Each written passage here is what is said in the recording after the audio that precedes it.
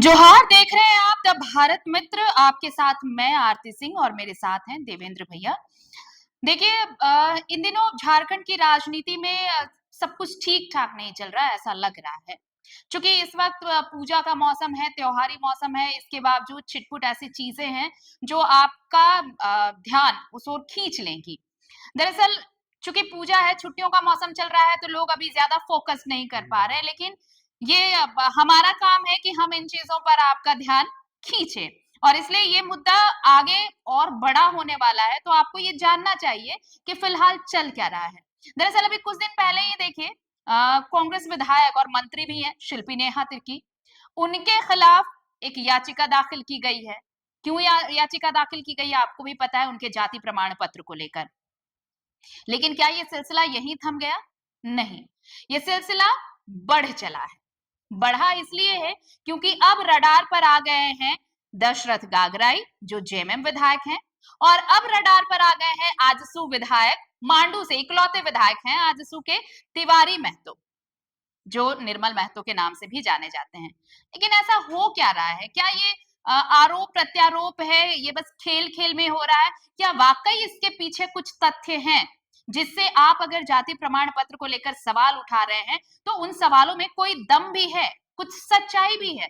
देवेंद्र भैया, ये ऐसा नहीं लगता क्या कि इस मतलब राजनीति अब यहाँ आ पहुंची है कि तुम मेरे ऊपर अगर एक उंगली उठा रहे हो तो हम आपके ऊपर 3 उंगलियां उठा रहे हैं। अगर पहले कांग्रेस के विधायक पर सवाल, फिर जेएमएम, और अब तो आजसू विधायक भी। हाँ, निश्चित रूप से झारखंड की जो पॉलिटिक्स है पिछले दिनों में देख आप तो काफी कवर भी किए हैं उसको। पूरा फोकस जो था वो गाली पर था, बिल्कुल। है ना? दोनों ही पक्षों की ओर हाँ, से, दोनों किसी पक्षों, एक का, एक हाँ, का नहीं, एक का नहीं। दोनों हाँ, पक्ष की ओर हाँ। से अमर्यादित भाषा जो कुर्मी जाति की ओर के एसटी स्टेटस की मांग की गई, हम्म, उसके बाद दोनों पक्ष की ओर से अमर्यादित शब्दों का हम्म, प्रयोग हुआ। हम्म, और आपने देखा होगा कि इसी दरमियान तिवारी महतो भी रेल पटरी पर लेटे थे, और हम्म, रेल पटरी पर लेटते वो उन्होंने, उनका जो क्लिप है हर जगह चल रहा है कि कुर्मियों ने हम तो रेल पटरी रोक दिया। जो लोग कहते थे हवाई जहाज रोकेंगे, वो क्या एक बैलगाड़ी रोक पाए हैं? वो प्रोवोकिंग था। प्रोवोकिंग था। बिल्कुल, बिल्कुल। हाँ। तो उसका जो फलाफल यह होता है कि नेता तो अपनी बात बोल के निकल जाते हैं, उनके जो कार्यकर्ता होते हैं वो इन चीजों में मशगूल हो जाते हैं। हम्म, और एक चीज और क्योंकि होती है, इंस्टिगेट करते हैं ना वो। इंस्टिगेट करते हैं। हाँ, और नेता जैसा लीडरशिप देगा ना, उसके जो फॉलोअर हैं उसी धारा में बिल्कुल, आगे बिल्कुल। बढ़ते हैं। हाँ, हाँ। आप याद कीजिए कि जब इस देश के पीएम नेहरू हुआ करते थे और उसमें विपक्ष काफी मजबूत नहीं भी होता हम्म, था, हम्म, लेकिन संख्या कम होती थी, हम्म, विपक्ष की संख्या कम होती थी, लेकिन धारदार होते थे। बिल्कुल। हाँ। उसी में लोहिया आते थे, दूसरे लोग आते थे। हम्म। क्या कभी उस संसद में आपने इस तरह की भाषा सुना था? नहीं सुना था। नहीं, कभी भी नहीं।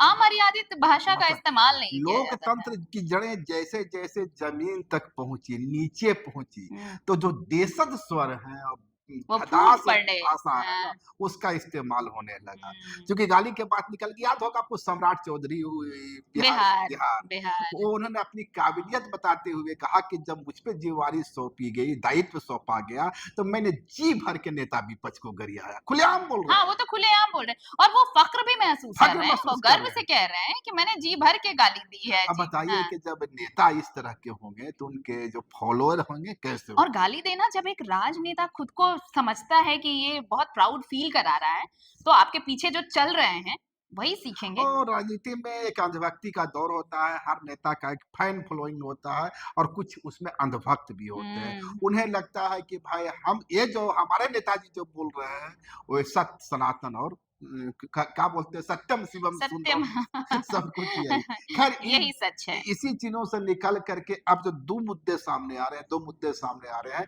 एक तो आपने बताया इनका शिल्पी तिवारी नेहा तिर्की का, तिवारी महतो हो गए, और दशरथ और गर्ग, अब दशरथ, लेकिन दशरथ पहले गर्ग। दशरथ गागराई की बात कर लेते हैं। नहीं, चूंकि हाँ, शिल्पी नहार तिर्की से शुरुआत हुई थी और उस पर हाँ, हम लोगों ने डिस्कशन डिस्कशन भी कर किया था। लिया था। हाँ, हाँ। और अब देखना है उस मामले में क्या हम्म, जांच होती है। हम्म, दूसरा जो मामला आ गया है तिवारी महतो जी का, जिससे हमने अपनी चर्चा की शुरुआत हम्म, की। हम्म, इन पे जो आरोप लगाए हैं वो लगा है जेपी भाई पटेल। हाँ, कुर्मी पॉलिटिक्स में जब बात चल रही कि कुर्मी यहाँ का खांटी खाटी आदिवासी है, आदिवासी है। उसी वक्त में एक जेपी भाई पटेल भी आते हैं। हाँ, अब जेपी भाई पटेल, नरेंद्र भाई मोदी, वो ये है जो एक ये है, ये हाँ। जो सिनोनिमम है, तो इससे तो जो विरोधी पक्ष यहाँ का जो एसटी समुदाय दावा करता रहा है हुँ, कुर्मी जाति को लेकर, और जब जेपी पटेल का नाम उभरेगा तो कहेगा ये देखो मैं यही तो कह रहा यही था कह रहा था। कि देखो इतना सीधी कर दिया कि ये पटेल है, ये हाँ, कुर्मी तो है नहीं, है नहीं। ये एसटी एसटी तो है नहीं, ये तो भाई एसटी हाँ। पटेल है। हुँ, नाम के आगे जेपी भाई पटेल है, पूरा गुजराती वाला ठाट है। फ़ील आता है, खैर इन हाँ। चीजों से किसी के कास्ट स्ट्रक्चर का या कास्ट आइडेंटिटी का पता नहीं नहीं लगता। लगता, बार बार मैं कि हाँ। नो कोई नाम सिंह लिख ले, कोई दास लिख ले, कोई पंडित लिख ले, उससे उसका जो अतीत है वो उसकी नहीं जान बदल उससे जाता। नहीं बदल जाता। हुँ, ये हुँ। हम लोग लाइट मोड में करे तो खैर उन पर जो आरोप लगा है कि पिछले बार जो चुनाव जीते वो 100 या 200 वोट से जीते, तो उस पे 12 मुकदमे उन पे दर्ज थे और 10 मुकदमों की जो उन्होंने जानकारी दी, लेकिन 2 2 मुकदमे मुकदमे नहीं दे पाए वो। डंडी मार गए, हुँ, डंडी मार गए। हुँ, अब इसी को आधार बना करके जेपी भाई पटेल जो कहे जो निर्वाचन मुख्य निर्वाचन रवि कुमार उनके यहाँ शिकायत किए हुँ, और मामले की जांच चलेगी। ये मामला विधानसभा में भी आज निकल जाएगा, हुँ, विधानसभा अध्यक्ष के पास जाएगा। हुँ, अब तो बहुत कुछ जो अंदर का गेम होता है वह होगा। दूसरा जो है दशरथ गागराई जी का मामला, हुँ। वो मामला रोचक है। रोचक इसलिए कि तो वो दशरथ तो गागरा पूरा बदलाव ही है। जो दशरथ गागराई है वो दशरथ गागराई नहीं है, नहीं है, हाँ। और जो दशरथ गागराई नहीं है वो वो दशरथ दशरथ गागरा गागराई ही है। है, अब हाँ। अब एक समझना बड़ा टेढ़ी खीर है। एक शख्स आते हैं, क्या नाम था उनका, जो आरोप लगा रहे हैं कौन, लालजी, लालजी राम हाँ, लालजी राम टीयू। ट्यूब, हाँ। और वो ट्यूब जी ऐसा ट्यूब फोड़े हैं जाकर जो कि सारा लोग उलझा हुआ है। तो उनका दावा है कि कुछ एक दिन पहले जब ये विधायक नहीं बने थे उस समय इनके बड़े भाई हुआ करते थे रामकृष्ण गगराय, गागराई, हाँ, रामकृष्ण हाँ। गगराय।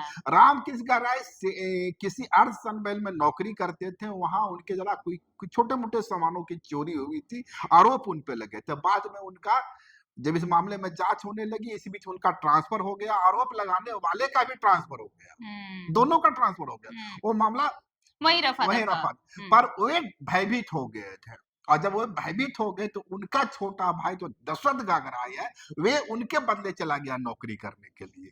अच्छा। तो मैंने रामकृष्ण गगराई वापस लौट गया, जो दशरथ गगराई है वो वहाँ चले नौकरी गए, करने चले नौकरी गए। का, हाँ। तो उनका दावा है, क्या नाम बताए उनका, लालजी राम टीयू, लालजी राम टुडू का टीयू, टीयू का दावा है हाँ। कि जो मौजूदा जो दशरथ गगराई है, दशरथ गगराई नहीं है, वो रामकृष्ण गागरे, रामकृष्ण हाँ, गगराई है। इस हाँ। मामले में उन्होंने एक एक याचिका दायर की है। हलफनामा हलफनामा है, हाँ, पेश किया है हाँ। और वहाँ के डीसी को दिया है।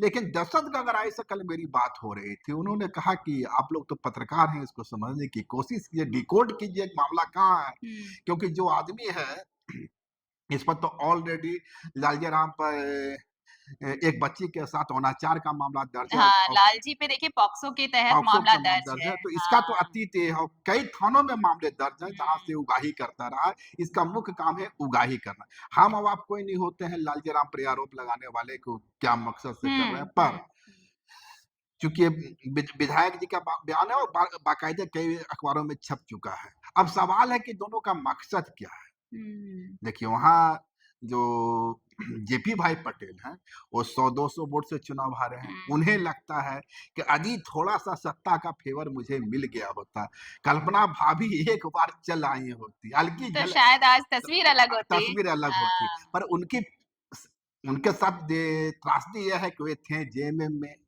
गए भाजपा में, हाँ। भाजपा से वापिस वापसी किए कांग्रेस में। कांग्रेस में, तो हाँ। अब जेएमएम कितना चाहती थी कि उनकी वापसी हो, ये बताती है ना बताती चीज़ें। है कि हाँ, मैंने हाँ। माइनर 100-150 वोट से हारे और बड़ा रसूखदार है। अब टेकलाल महतो के बेटे हैं, टेकलाल महतो नहीं, के आप अगर उनके इलाके में जाएँगे चूँकि मैं गई हुई हूँ 2-2 बार मैं लोकसभा में भी गई हूँ जब वो लोकसभा चुनाव लड़ रहे थे, फिर मैं विधानसभा चुनाव में भी गई थी। अगर आप जाएँगे तो आपको उनके खिलाफ एक बड़ा तबका मिलेगा उनके हुँ, समर्थन में, उनके सपोर्ट में। हुँ, लोग उन्हें चाहते हैं। चाहते हैं। ये आप इससे बिल्कुल इनकार नहीं कर सकते। आप एक सब्ज़ी बेचने वाले से पूछिए और एक अच्छे खासे आलीशान मकान में रहने वाले लोग से पूछिए, उनका एक बड़ा तबका है उनको समर्थन करने वाला। ये ग्राउंड मतलब हकीकत है, एक रियलिटी है। हाँ, टेकलाल महतो हाँ। मथुरा प्रसाद के दामाद हैं, हाँ, हाँ, एक बिल्कुल। समीर तंबरा, और हाँ, इस तरह की छोटी-मोटी पॉलिटिक्स से जो घटिया पॉलिटिक्स होता है या हम्म लो स्तर की पॉलिटिक्स होता है, वो जेपी पटेल कभी करते नहीं है, हम्म। लेकिन कर ही गए कि वो पार्टियां इतना बदल ली, इतनी पार्टी स्टेबिलिटी नहीं ये रही उनकी। स्टेबिलिटी नहीं रही, हाँ। पकड़ है जमीनी पकड़ से।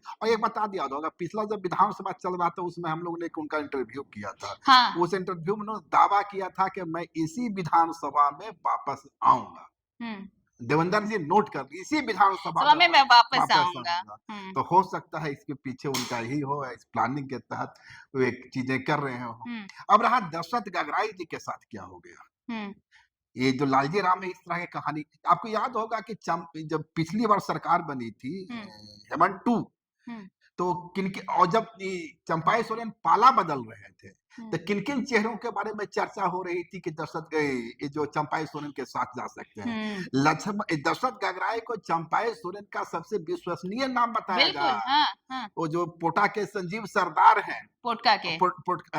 उनका नाम उछल रहा था कि सारे लोग चले जाएंगे। हम्म। उसके बाद दशरथ गगराय रांची आते हैं, एक और बाद में आते हैं, उसके पहले मेरी उनसे एक बातचीत होती है, उस हम्म बातचीत में हम उनसे यही सवाल करते हैं कि क्या आप चंपा सोरेन के साथ जा रहे हैं, हम्म चाचा के साथ जा रहे हैं? कहा हम्म। कि नहीं भाई, चाचा के साथ, चाचा जब तक मेरे पार्टी में थे तब तक हम चाचा के साथ थे, अच्छा। चाचा ने पार्टी बदला है, भतीजा ने नहीं बदला है, हम अपने मूल पार्टी के साथ हैं। हम्म दावा ये चल रहा था कि दशरथ गगराय जो है चंपाई सोरेन के सबसे विश्वसनीय है।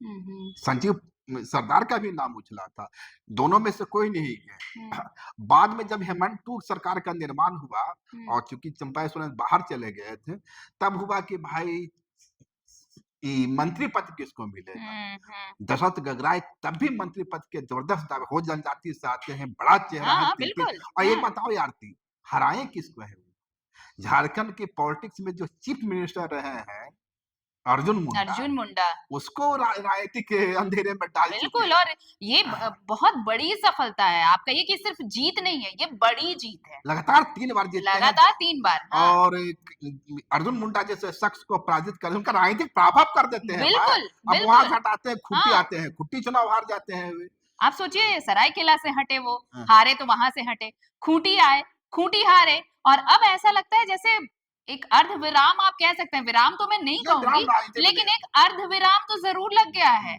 आप देखिए कि मतलब अर्जुन मुंडा जैसा जो कद जिस शख्सियत का रहेगा, वो शख्स 2 बार चुनाव हार जाता है और अपने गृह क्षेत्र से वो चुनाव नहीं जीत पाता है। तो उनका कद, सामने वाले का कद कितना और बड़ा दशरथ है। गगराय की अजी अजी इतनी लोकप्रियता तो लगातार वो जीत रहे बिल्कुल हैं। बिल्कुल। हाँ। अजी पहली बार जीते थे, दूसरी बार जीते थे, तब इस तरह की चीजें आती, तीसरी बार में क्यों आ रही है? तो हम्म चाहे तो एक्सटॉर्शन का मामला हो या जो दशरथ गगराय का राजनीतिक विस्तार हो रहा है, और जिस तरह से रामदास सोरेन की मौत हुई, आकस्मिक मौत हुई है, हम्म तो क्या जो मंत्री पद का विस्तार हो, एक मंत्री पद, उसके पर भी दशरथ गगराय की निगाहें जमी हुई थी। क्या हम्म उसको भी डिफ्यूज करने के लिए ये कोशिश चल रही? क्योंकि दशरथ गगराय का नाम तभी मंत्री पद के लिए उछल तो जरूर रहा था। हम्म। तो क्या अंदर खाने दशरथ गगराय कुछ के और नाम चल पर रहा है विचार क्या? चल रहा था, हाँ। और उसी नाम को या वो जो तस्वीर बनती उसको डिफ्यूज करने के लिए इस तरह के प्रयोग किए जा रहे हैं, जो कि हम लोग के पास कोई पुख्ता प्रमाण नहीं है, आकलन नहीं कर सकते। आशंकाएं हैं, हाँ, सिर्फ लेकिन इतना स्पेकुलेशंस हैं। निश्चित है कि दशरथ गगराय एकदम बोल्ड तरीके से बात कर रहे हैं, हम्म। जहां भी जांच होनी आपकी चाहिए। बात हुई तो हाँ, क्या लगा वो आप? ये कहे हाँ कि एसपी से बात कर लीजिए, आप हाँ। यहाँ के डीसी से, नीतीश कुमार जो है उनसे बात कर लीजिए, और पता कीजिए कि इस आदमी पर कितने एलिगेशन और किन किन थाने में दर्ज है, हम्म। और हमारे सिवा कितने लोगों पर इसने आरोप लगाया है। हर जगह एक्सटॉर्शन करता है लेकिन ये। आपकी ये चीज बहुत सही लग रही है कि अगर देखिए इतने कॉन्फिडेंट तरीके से अगर दशरथ गागराई खुद को डिफेंड कर रहे हैं, बता रहे हैं कि आप चीजों को इन्वेस्टिगेट कर सकते हैं, आप खुद जा सकते हैं और बात कर सकते हैं, तो ये एक तरफ अगर उनके पर्सपेक्ट से देखा जाए, क्या वाकई कुछ और है जो अंदर खाने में चल रहा है? नीचे रंटे खाने पॉलिटिक्स में चलता रहता है। एक तो होगा कि भाई दशरथ गगराय 3 बार जीत चुके हैं, चौथा बार इनको कैसे बाहर किया जाए, तो एक अभी से ही हम्म प्लानिंग हो रहा हो। दूसरी चीज ये हो सकती है कि कहीं मंत्री पद न मिल जाए, यदि मंत्री पद मिल गया तो जमीन और मजबूत हो जाएगी, तो हम्म। ये स्थिति नहीं आए। तो राजनीति में कंस्पायरेसी तो चलती रहती है। वहां का नैतिक नियम हाँ। है। तो इसमें कोई बुरी तो बात देखिए, शिल्पी नेहा तिर्की हो या दशरथ गागराई हो या फिर तिवारी महतो उर्फ निर्मल महतो हो, भाई देखिए ये सिर्फ जो जितनी चीजें जो स्पष्ट सामने दिखती हैं, राजनीति में ये कहा जाता है जनरली कि जो सामने दिखता है वैसा बिल्कुल होता नहीं बैकग्राउंडर में, और यहाँ भी ऐसा कुछ है कि अंदर खाने कुछ तो चल रहा है। हालांकि जितनी बातें हमने की वो स्पेक्यूलेशंस हैं, हाँ, स्पेकुलेशन। आशंकाएं हैं, संभावनाएं हैं। सच क्या है ये तो बस वही जाने जिन पर आरोप लगा है, और जो उनसे जिनके तार जुड़े हुए हैं वो जाने। या फिर लेकिन जो मामले जांच होगी, अब हाँ, मामला गया बिल्कुल, तो सच बिल्कुल। सामने चल हाँ, आएगा। हाँ। लेकिन एक बात तो तय है कि जाँच का इंतज़ार आपको और हमको सबको करना होगा। लेकिन हाँ, ये एलिगेशंस ये तो ज़रूर साबित करते हैं कि भई राजनीति का ये एक बहुत अहम हिस्सा है। चाहे किसी को इन करना है या आउट करना है, एलिगेशन सबसे बड़ा हथियार होता है, इसमें कोई दो राय नहीं है। लेकिन हमारा सबसे बड़ा हथियार हमारा ये छोटा-सा मंच है, जहाँ हम कोशिश करते हैं कि हम किसी तरह का एजेंडा ना चलाएँ। और हम करते भी हैं, और इस हम कोशिश में हमारे कामयाब भी हुए हैं। भारत मित्र की हाँ, कोशिश रहती हम है, कभी भरपूर एजेंडे पर काम कोशिश नहीं करते हैं। करते हैं। हालाँकि हम इंसान हैं, हमारी टीम गलतियाँ एक हमसे भी इंसान, होती हमसे हैं, हाँ। गलती हो सकती है और इन गलतियों के लिए हमेशा खेद रहता है। लेकिन इतना ज़रूर है, हमारा इंटेंशन गलत नहीं होता है, हमारी कोशिश होती है दोनों पक्ष की आवाज़ लाने की। बिल्कुल, और इसलिए अभी देखिए जो कुर्मी और एसटी वाले में था, उसमें भी हमने दोनों पक्षों को दोनों पक्ष गए हैं। साथ-साथ रख के, हमारा कोई एजेंडा नहीं है, ना हम एसटी के तरफ से हैं और ना ही हम कुर्मियों की हमारा तरफ से कोई हैं। जजमेंट नहीं। और हम जजमेंटल हो भी नहीं सकते, हम क्या, कोई भी जजमेंटल नहीं हो सकता किसी भी मामले पर। लेकिन बस ये है कि हम कोशिश ये करते हैं कि खबरों में जो छुपी खबरें रहती हैं ना, वो हम आप तक लेकर आ पाएं, और आप फिर ये तय करना आपका काम है, क्या आपको सही लग रहा है, नहीं लग रहा है। और आज की भी जो खबर थी, ये जो चर्चा थी, आपको इससे अलग क्या नजर आता है, और इसमें और क्या लगता है कि ये संभावनाएं रह गई, ये भी इसमें ऐड ऑन किया जा सकता था, तो आप हमें कमेंट सेक्शन में भेज सकते हैं। बहरहाल आज देखिए देवेंद्र भैया की तबीयत नासाज है, तो ज्यादा बोलने की स्थिति में नहीं है, वरना ये डिस्कशन और लंबा जा सकता था। दीजिए इजाजत, नमस्कार, जोहार।